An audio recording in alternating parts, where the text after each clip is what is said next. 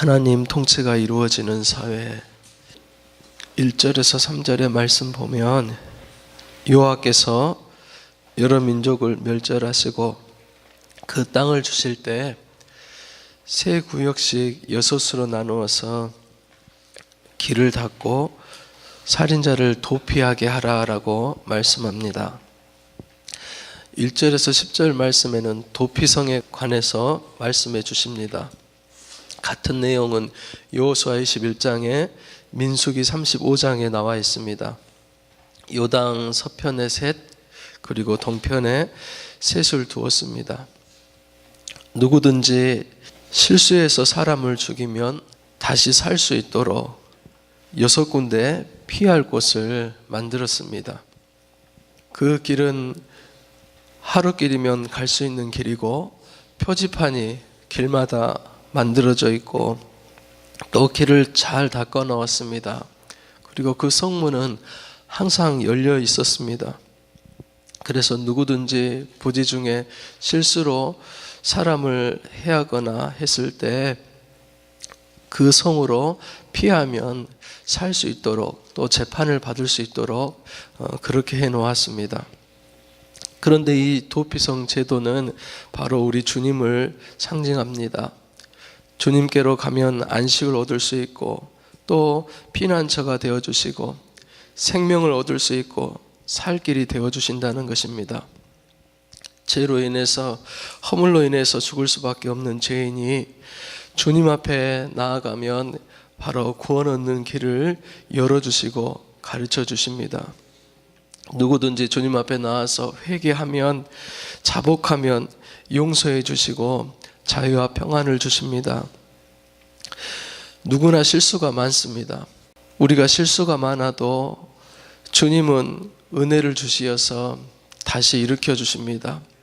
다시 시작할 수 있도록 피할 길을 예비해 주시고 새로운 기회를 마련해 주시는 것입니다.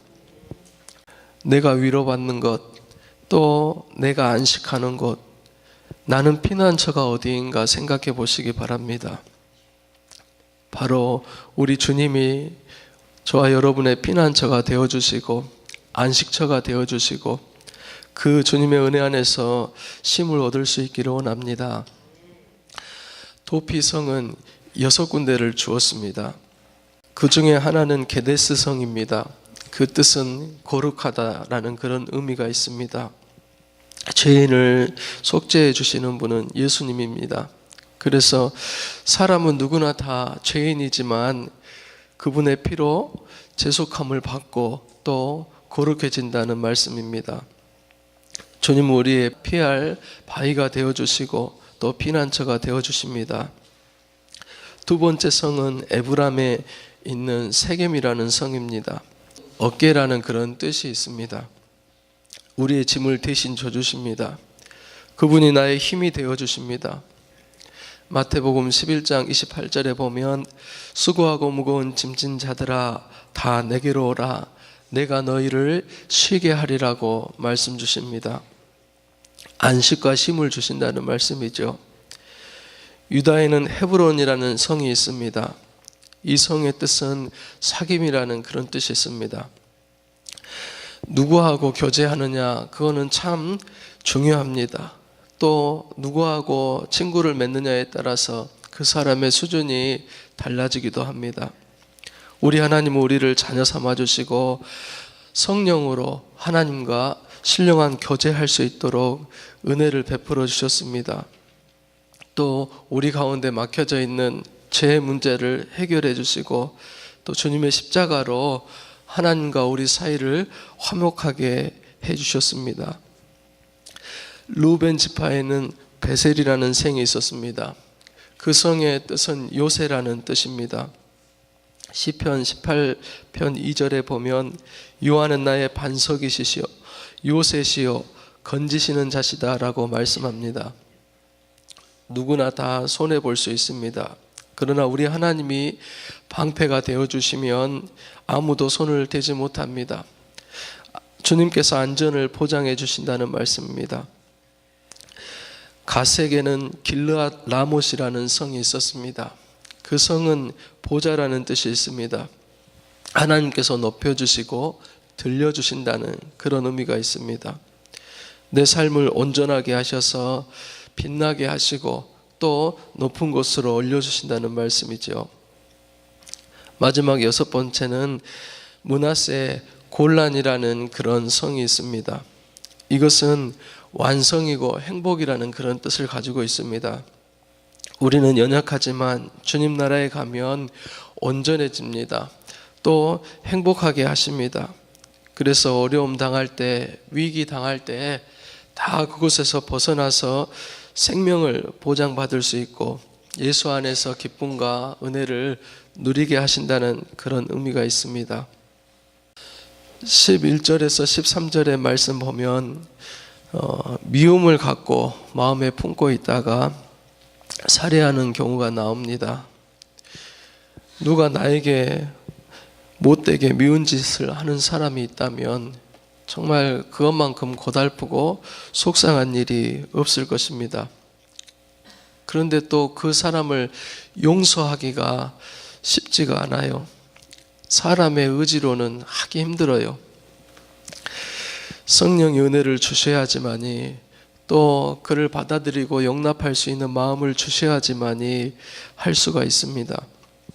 그런데 신약의 요일서 3장 15절에 보면 그 형제를 미워하는 자마다 살인하는 자라고 그렇게 말씀합니다. 그리고 영생이 없다라고 말씀해요. 마음의 미움을 품고만 있어도 살인을 행하지 아니하고 그 미움을 품고만 있어도 살인하는 자다라고 그렇게 말씀하고 있습니다.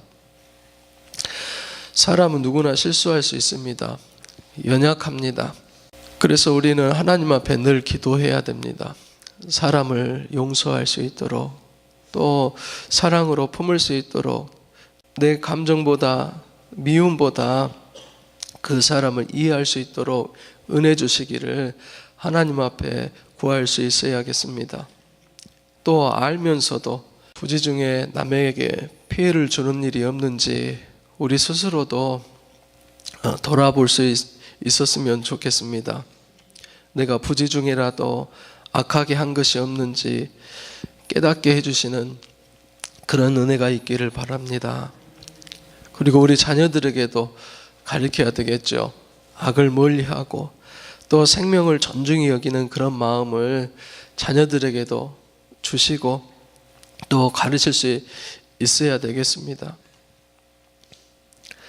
13절에 보면 악을 미워하고 죄를 제거하라 그러면 복이 있으리라라고 말씀합니다. 죄를 미워하라는 것입니다. 그리고 죄는 절대 긍휼히 여기면 안 됩니다. 뿌리를 뽑고 제거해야 됩니다. 내 속에 있는 그런 죄의 소원들이 뿌리내리지 못하도록 마음에 자리 잡지 못하도록 하나님 앞에 기도해야 되겠습니다. 14절에 보면 경계표라는 말씀이 나오죠. 경계는 그 이상 넘어가도 안 되고 그 이상 들어오지도 않게 보호해 주는 그런 역할을 합니다. 그런데 땅을 가지고 형제들 간에도 빼앗고 소송을 합니다. 그러면 원수가 되는 거예요. 되돌이킬 수가 없습니다. 신명기 27장 뒤에 가서 보면 17절에 보면 이웃의 경계표를 옮기는 자는 조들을 받게 하신다라고 하나님께서 그렇게 명령하십니다. 이 경계표를 몰래 옮김으로써 어떻습니까? 내 욕심을 채우는 것입니다. 땅을 확장하는 것입니다. 그것은 이웃과 분란을 일으키고 싸움을 일으키고 원수 맺게 하기 때문에 하나님께서 특별히 경계해서 그 일들을 하지 못하도록 그렇게 경계하셨습니다. 내 스스로 행동에서도 옳고 그름이 분명해야 하겠습니다. 경계표를 분명히 세워야 합니다. 그리고 그렇게 세우고 믿음으로 살아갈 때 하나님께서는 안전하게 보호해 주시고 승리와 축복을 주실 줄로 믿습니다. 15절에 보면 이웃에 대한 악한 행동에 관하여 말씀합니다. 그런 일이 있을 때는 재판을 하되 증인을 한 사람으로 세우지 말고 2명 내지 3명을 세워서 죄가 있는지 확증하라라고 그렇게 말씀합니다. 확증 없이 쉽게 판단하는 일이 없어야 되겠습니다.